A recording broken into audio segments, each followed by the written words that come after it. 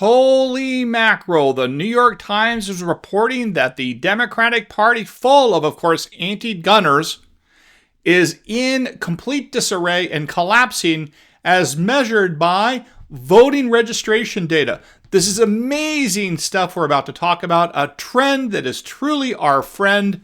This is great news for the Second Amendment and all our rights, frankly. Let's break it down when we come right back. Hey folks, I'm Mark Smith, host of the Four Box of Dine, a proud American gun owner, constitutional attorney, member of the United States Supreme Court Bar, and I'm proud to say the top voice of the Second Amendment in America. Thank you, 2025 Gundies Awards. All right, this is a huge deal, folks. The anti-gun, anti-American, in my view, New York Times is reporting that the Democratic Party's voter registration data shows that the Democratic Party, full of anti-gunners, full of anti-Americans, in my view, their entire operation is in crisis because the voting registration data of the number of people registering as affiliated Democrats versus the number of Americans registering as affiliated Republicans, the number of people registering as Democrats is just dropping dramatically like a rock in the ocean. This is an epic collapse by the Democratic Party, which means the trend is truly our friend here, because as you know, the Democratic Party wants to disarm you. They want to discredit and destroy the American way of life. They want to eliminate heritage Americans. They want to replace all of us with foreigners from third world countries that will beg for government assistance and government largesse so they can suck from the teat of big government. And of course, they want to remove us and deny us the ability to have the right to property, the right to guns, the right to free speech, and so on and so on. And they also want to deny us the ability to raise our children the way we as parents want to do so, as opposed to turning them into little propagandized children of the state. With that said, the trend does not appear to be on the side of the Democrats and their political party, because according to a detailed analysis by none other than the New York Times, where they assessed in great detail at a granular level the voting registrations of 30 states plus the District of Columbia. And the reason why they focused on these 30 states in D.C. is because these are the states that report publicly voter parties affiliation. So you can know how many Republicans are in a state, how many Democrats are registered in the state, and so on. And you can see the changes. It turns out, according to the New York Times report here, there is a stampede away from the Democratic Party. And this is consistent with Donald Trump's big wins in November 2024. Because just like Donald Trump won the battleground states and the red states and the swing states and so on, what the New York Times is reporting here is that Republicans are gaining voter registrations. They're gaining registrations of people that are registering to be Republicans. And the Democrats are losing people as registered Democrats. And this trend is not an anomaly. This trend, according to the New York Times, is occurring in all of the battleground states, the North Carolinas, the Pennsylvanias, the Nevadas of the world. It's also occurring in the reddest of the red states, the Alabamas, Floridas, so on, and the bluest states, the New Yorks and the Californias, believe it or not, and New Jerseys.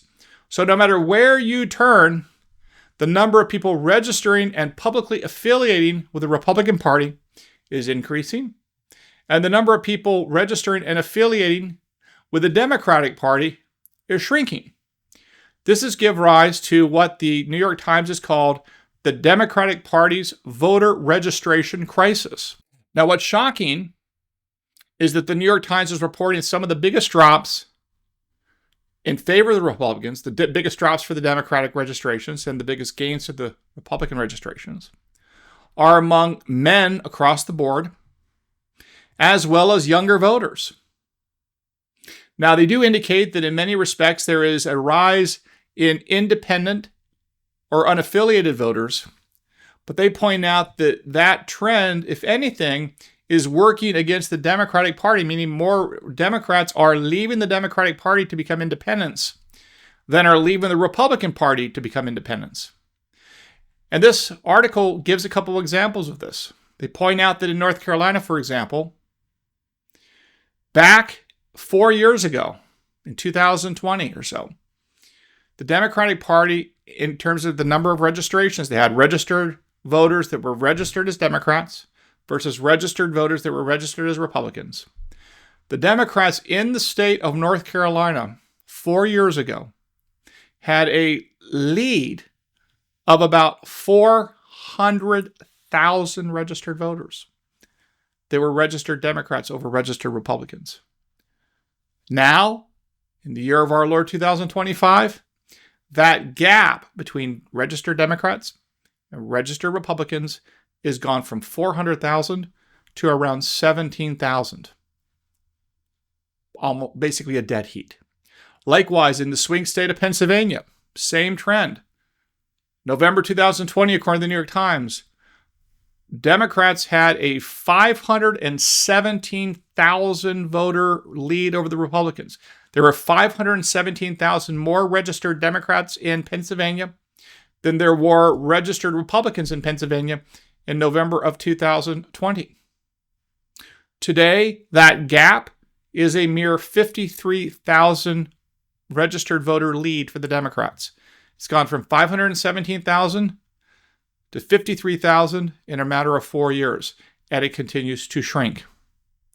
Now, what's quite interesting is what the New York Times has to say about this. This is what they kind of summarize the problem for the purpose of the Democrats and the trends they're seeing right here. The Democratic Party is hemorrhaging voters long before they even go to the polls. Of the 30 states today that track voter registration by political party, Democrats lost ground to Republicans in every single one between the 2020 and 2024 elections, and often by a lot. That 4-year swing toward the Republicans adds up to 4.5 million voters, a deep political hole that could take years for Democrats to climb out from. The stampede away from the Democratic Party is occurring in battleground states, in the bluest states, and the reddest states too, according to a new analysis of voter registration data by the New York Times. The analysis used voter registration data compiled by L2, a nonpartisan data firm. Really amazing stuff. Really amazing stuff. And there's a couple other interesting things that I want to point out from this article and from other people I've talked to that are kind of in the electioneering space, if you will, that track this kind of voter data at a detailed level. The first is this article talks about how the Democratic Party, see if you're going to connect some dots here, folks, listen carefully. This article talks about how historically the Democratic Party has been greatly benefited by nonprofit organizations, or NGOs, non-governmental organizations, whatever you want to call them. You see, these NGOs and these nonprofits were doing the legwork, according to this paper, according to the New York Times, a lot of the grinding work to go out there and register voters. And the presumption was that as these voters were registered, they would presumably be voting for the Democrats. But this article by the New York Times actually points out that assumption is generally no longer true, that they're registering a bunch of voters, but a lot of these voters are frankly interested in Donald Trump and his policies. So there's a debate as to whether or not the Democratic Party and liberal voters should be encouraging these NGOs and nonprofits to go out there and register voters, and whether or not that's actually helping the Republican Party or the Democratic Party. Of course, if you're truly a nonpartisan organization that's registering voters, it seems to me you should be nonpartisan, and you just want people registered vote and to vote whatever way it goes, whether they vote for Republicans or Democrats or otherwise. But of course, the reality is a lot of these NGOs and nonprofits are really left-leaning organizations, and they're trying to register those kinds of voters that they think are most likely to vote for Democrats. The other interesting thing, of course, is one has to ask. Now, I don't have the answer to this question, but I'm going to ask the question. One wonders whether or not this ongoing cutting of federal taxpayer dollars that flows out to NGOs and nonprofits in the form of grants and all these other payments, if you will. One has to ask oneself, is this reduction in the amount of money going from the federal government, our taxpayer dollars, from the federal government to NGOs and nonprofits, whether or not this cutting off of a lot of these funds is actually hurting the ability of Democrats to register voters. In other words, one has to wonder whether or not the American taxpayer was really funding nonprofit and NGO organizations who in turn went out there and registered the people they thought were the most likely to vote for the Democrats, which in the context of the Second Amendment, you know exactly what that is. The Democrats want you disarmed. They don't want you to have a say. They don't want you to have property rights, in my view. They don't want you to have First Amendment free speech rights. They want to control the information flow like the European governments do over there and overseas, right? They want to take away what makes America great. They want to take away our constitutional rights. They want to take away the Electoral College. They want to take away an independent judiciary. They want to take away all these things that made America great and made America America. And they want to remove all these things and take complete control over our lives, like what we saw in the COVID era. But I digress.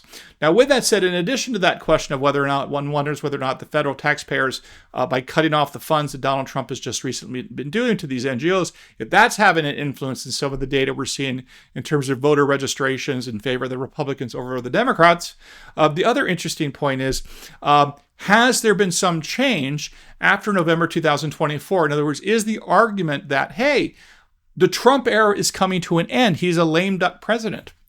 He won in November 2024. He's not going to be on the ballot in 2028. And as a consequence, maybe these trends against the Democrats and in favor of the Republicans, maybe those trends are about to reverse.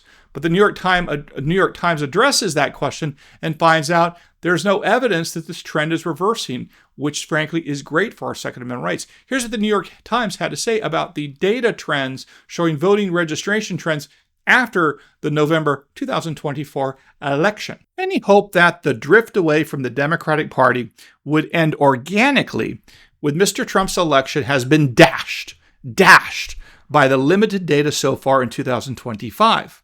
There are now roughly 160,000 fewer registered Democrats than on Election Day 2024, according to L2's data, and there are now 200,000 more Republicans since Election Day 2024.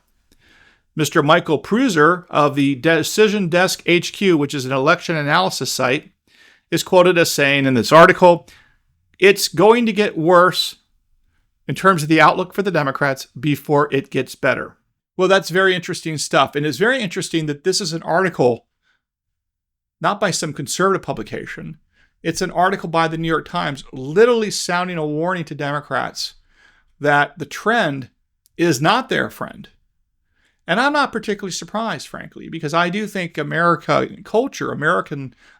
have seen the games that the Democrats are playing, taking away our rights and trying to flood the country with people that have no interest in American history, American heritage, our rights and responsibilities that we grew up with.